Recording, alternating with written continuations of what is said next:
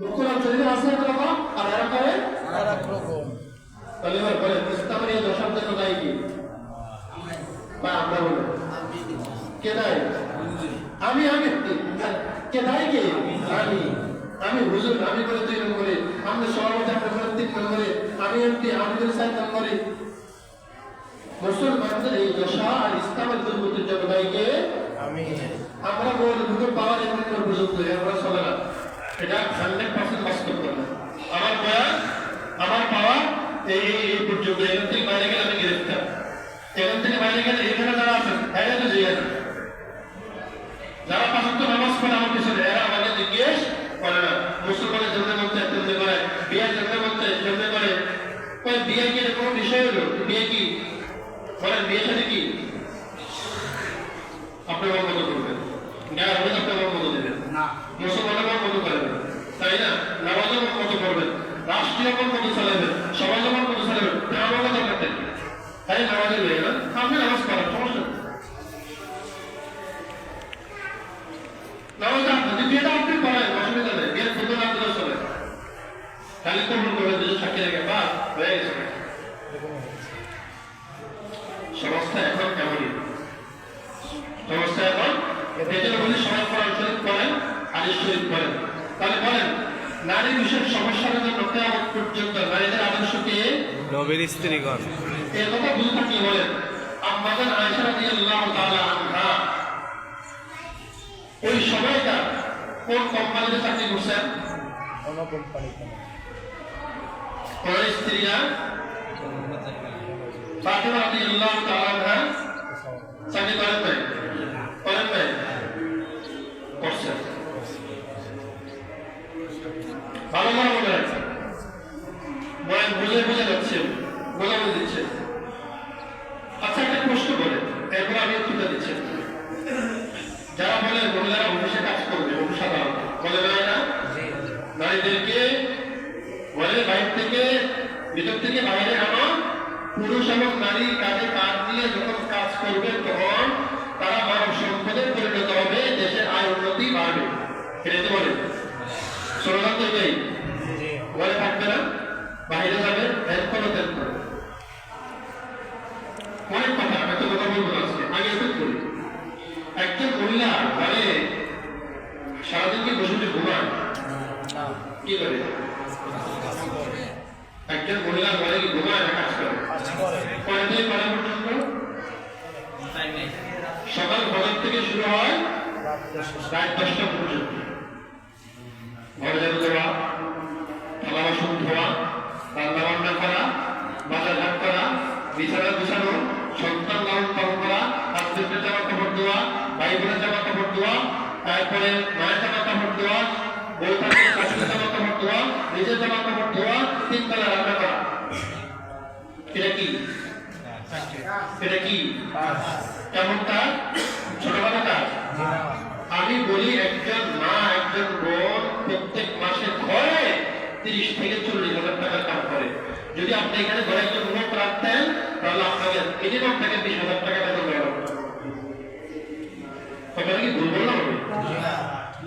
আপনাকে পুরুষ রাখতেন এই জায়গায় 24 ঘন্টা সার্ভিস আপনার কেউই দিবে না। যদিও দিতেন তাহলে আপনি মিনিমাম তাকে 20 হাজার টাকা বেতন দেওয়া লাগবে। লাগতো কি লাগতো না? একজন মা একটু কাজ করে কি করেন না? কিন্তু আমরা কি কোনোদিন একজন মাকে বেতন দিছি ঘরে? আমার বোনকে, আমার মেয়েকে, আমার বোনকে, আমার মাকে বলতে পারবো যে হুজুর আমি আমার মাকে কাজের বিনিময়ে, বউকে কাজের বিনিময়ে মাসে 20 হাজার টাকা বেতন দেয়? একজন বলুন। 500 টাকা দিয়ে বিনিময় হিসাবে, 200 টাকা দিয়ে বিনিময় হিসাবে দেই। তাহলে যারা বলে মহিলাদেরকে ঘর থেকে বের করে বাইরে নিয়ে আসা, পুরুষের কাছে তার দিলে কাজ করাও, আমি বলবো তাদের কাছে আমাদের মা বোনরা ঘরে যে কাজ করে এই কাজে কোনো মূল্য নাই, এই কাজে কোনো মূল্য নাই।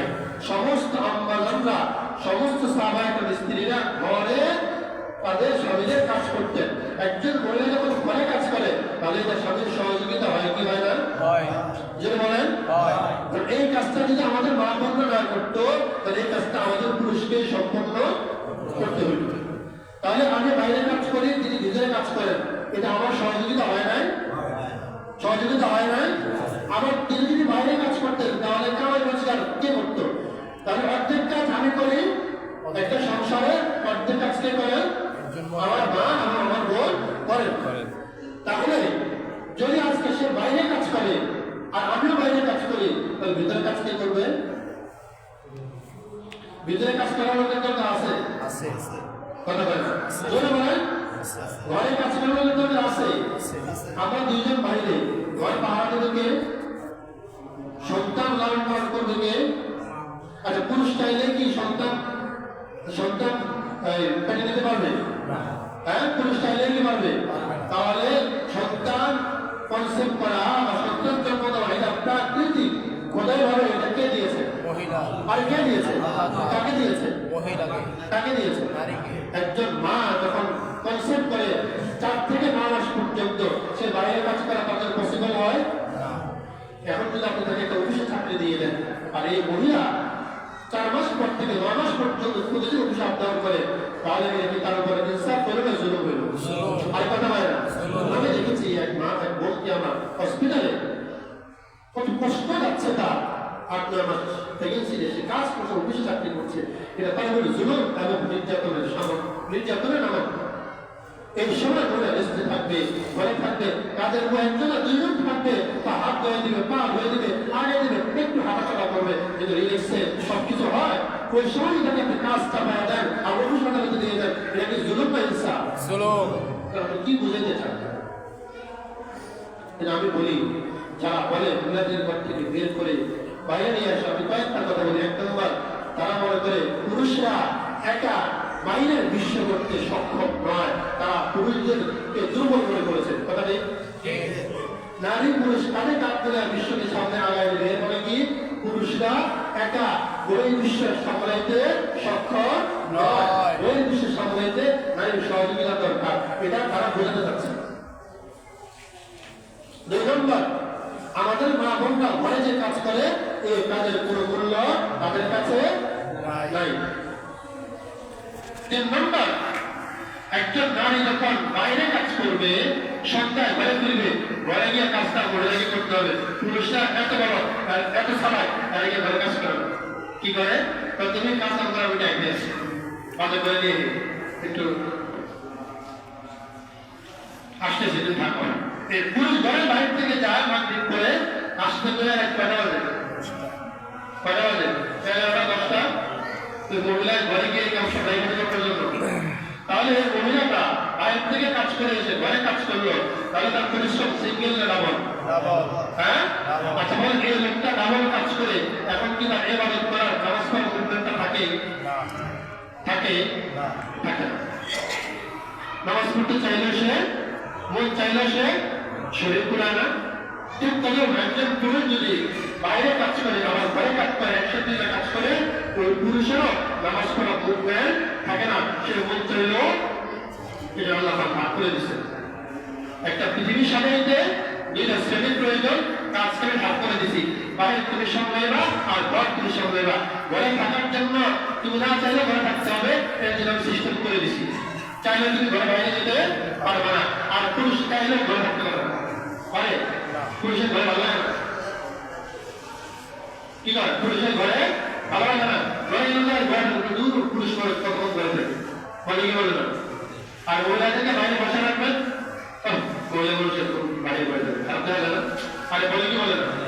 তাহলে একটা কথা বলে রাখবেন, মানুষ কখনো, মানুষের স্বভাব কখনো প্রাকৃতিক চরিত্রের বিরুদ্ধে যেতে পারে না। মানুষের স্বভাব প্রাকৃতিক চরিত্রের বিরুদ্ধে কখনো যেতে পারে না।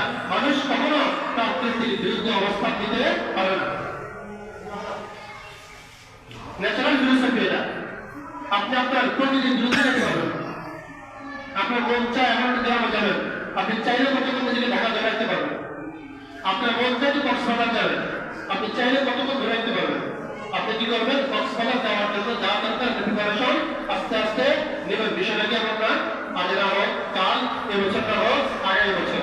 তাহলে নারীর প্রকৃতি আল্লাহ তাকে ঘরে থাকার মুভমেন্ট দিয়ে সৃষ্টি করেছেন, আর পুরুষের প্রকৃতিকে আল্লাহ ঘরে বাইরে থাকার মুভমেন্ট দিয়ে সৃষ্টি করেছেন। এই কথাটা কি লজিক না আনলজিক? সাধারণ যুক্তি না বিজ্ঞান হওয়া লাগবে কথা বুঝতে, সাধারণ যুক্তি। তাহলে আমরা নতুন কথা বলতে হবে। আমরা নারীদের স্বাধীনতা চাই। কোন স্বাধীনতা? যতটুকু স্বাধীনতা আল্লাহ তাদেরকে দিয়েছেন, আমরা ওই পরিমাণ স্বাধীনতা তাদের জীবনে বাস্তবায়ন করতে চাই। আল্লাহকে বাদ দিয়ে যে স্বাধীনতার কথা মানুষ বলে, এটা স্বাধীনতার নামে পরাধীনতা। কথা ঠিক? আল্লাহ তাদের কি স্বাধীনতা দিয়েছেন? তুমি ঘরে থাকবা, যেমনি বলতে সেমনি চলবা, এটা তোমার স্বাধীনতা। একজন ভাইকে যদি আপনি ঘর থেকে বের করেন, তাহলে সে ঘরে বাইরে যেতে মন চায় সে সেমনি চলতে পারবে না। তো এখানে আপনি মনে চাইলে হাজার ফতুয়া দিবেন, কিন্তু ওইখানে ফতুয়া দিয়া তাদেরকে আপনি চেঞ্জ করতে পারবেন। একজন নারী বোরকা পরে কতক্ষণ সে অভিসাদরতা চাকরি করবে?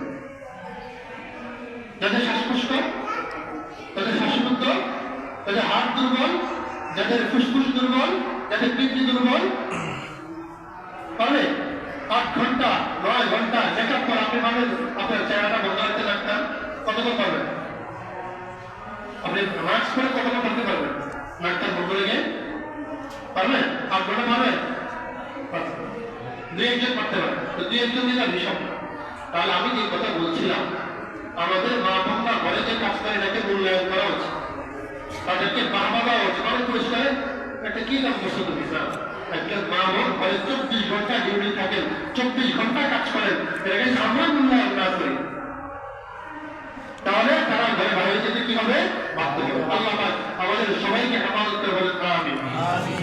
তাহলে আজকে ভয় হচ্ছে এইটুকু কথা আপনাদেরকে বোঝানো যে বর্তমান পৃথিবীতে যে সমস্ত আওয়াজগুলো চলছে, এগুলো সবগুলো কোরআন হাদিসের মুখের আওয়াজ, বাইরের আওয়াজ।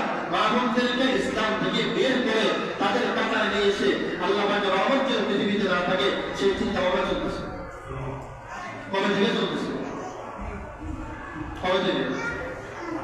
আপনারা জানেন না? ইহুদি এবং খ্রিস্টানরা আমাদের উপর খারাপ, জন্মলগ্ন। ধর্মের জন্ম যেদিন, সেদিন থেকে ইসমাঈল আলাইহিস সালাম এবং ইসহাক আলাইহিস সালামের জন্ম যেদিন থেকে আমাদের শ্রেণী বৈষম্য ধর্মীয় সেদিন থেকে শুরু। বাস্তবায়ন হয়েছে 200 বছর পরে। কথা বুঝেন? ওটা বাদ দিলাম। নবীজি সাল্লাল্লাহু আলাইহি সাল্লামের মদিনায় আক্রমণ করে ইহুদিদেরকে যখন খায়বার থেকে বের করে দেওয়া হয়েছিল রাদিয়াল্লাহু তাআলার যুগে, এরপর থেকে মিল্লাটা আরো বেশি। এটা না, এটা বাদ দিলাম। সুলতান সালাউদ্দিন আইয়ুবী রাহমাতুল্লাহ আলাইহি যেদিন থেকে তাদেরকে বাইতুল মুকাদ্দাস থেকে তাড়াই দিয়েছে ইহুদি এবং খ্রিস্টানকে, সেদিন থেকে তারা বলছে আমরা মুসলিম মহিলাদেরকে এমন কাজ করাবো যেন কোনো গর্ব থেকে একটা সুলতান সালাউদ্দিন আইয়ুবী জন্ম নিতে আর কথা বলেন। আর এই সুলতান সালাউদ্দিন আইয়ুবীর সাহস আর গদান্যতা আর দায়িত্বশীলতা আর প্রভূত বুদ্ধিমত্তায় আমরা 1000 বছর ধরে বাইতুল মুকাদ্দাস দখল করেছিলাম, সেখান থেকে আমরা বিতাড়িত করতে বাধ্য হয়েছি। সুতরাং এমন সন্তান পৃথিবীতে আর জন্ম দেওয়া যাবে না, এমন কোন মাকে জন্ম দেওয়ার সুযোগ করতে দেওয়া যাবে না। সেদিন থেকে মাঠের কাছে কি করতে হবে?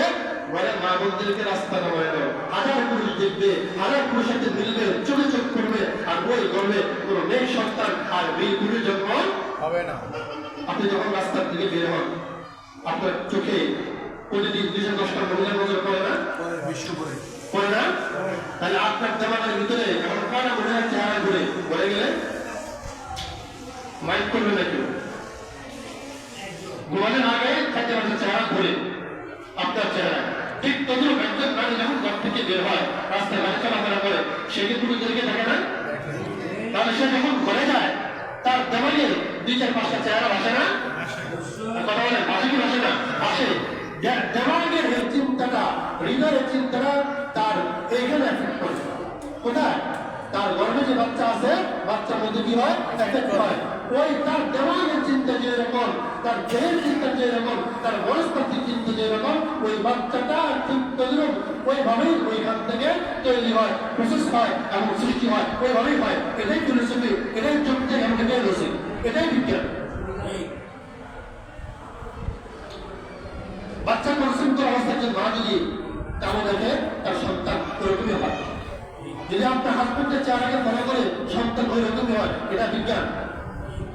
তাহলে আমার ঠিক আমার চিন্তার ভিতরে যে 10টা পুরুষের চেহারা থাকে, এই 10টা পুরুষের চেহারা চিন্তা আমার গর্ভের সন্তানের কি হবে? একই। এই জন্য আল্লাহ বলছে তুমি ঘরে থাকবা, তোমার প্রতিদিন চেহারা তোমার হাজবেন্ডকে দেখবা, যেন তোমার সন্তান এবং তোমার হাজবেন্ডের চরিত্র, হাজবেন্ডের চেহারা, তার সৌন্দর্য, তার রূপ লাবণ্য এর মধ্যে একটাই আসে, দুইটা যেন না আসে। তার হাজবেন্ড যদি চরিত্রবান হয়, ভালো হয়, সুন্দর হয়, তাহলে যে সন্তানটা সে জন্ম দেবে আশা করা যায় সেই সন্তানটা একটা হাতি জন্ম দিয়েছে, এই হাতির বাবাও হাতির চাইতে বড় বলিষ্ঠ ছিলেন সত্যের ব্যাপারে। তারা বলে না ঘরে ওরকম সন্তান জন্ম দিয়েছে, কথা বলে না।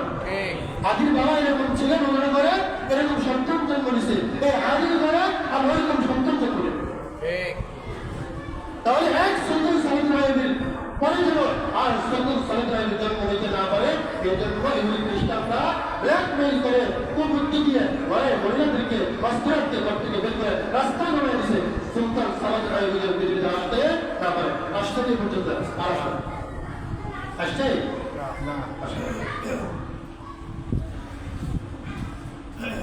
আপনি যত কিছুই বলেন এই বাস্তবতা স্বীকার করতে পারবেন না। সন্তান প্রজন্মের ক্ষমতা একমাত্র আল্লাহ কাকে দিয়েছে? নারীকে। আর কথা বলেন নারীকে। সন্তান জন্ম দেওয়ার জায়গা একমাত্র নারী। এটাকে যদি আপনি ভালো করতে না পারেন, তাহলে পৃথিবীতে আপনি নেক্সট সন্তান জন্ম দেবেন এটা পশ্চিমকালেও সম্ভব না। এর প্রাকৃতিক অস্বীকার করার সুযোগ পৃথিবীতে কারণে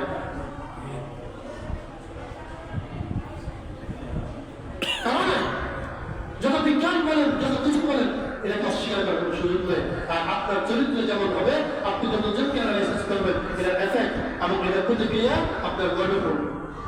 তাই এবার আপনি বলেন এতগুলো সমস্যার কারণে নারী কি ঘরে বাইরে থাকা দরকার, আর ভিতরে থাকাটাই তার জন্য নিরাপদ? ঘরে থাকাই নিরাপদ। ঘরে থাকা নিরাপদ। ঘরে থাকা তার জন্য সবচেয়ে বেশি নিরাপদ। আমরা চাই না আমাদের মা বোনরা যে কাজ করছে এটা একটা অবমূল্যায়ন করতে আমরা চাই না, বরং আমার কাজের চাইতে একজন নারীর ঘরের কাজকে আমরা বেশি মূল্যায়ন করতে চাই। এবার বুঝে থাকতে বলেন আমাদের প্রতিপত্নীগণ কোন কোম্পানিতে কাজ করছিল? ঘরে। বেলগুড়। কোথায়? ঘর তার কর্মস্থল। বলেন নারীর কর্মস্থল কোনটা? ঘর। বলেন ঘর। নারী বাইরে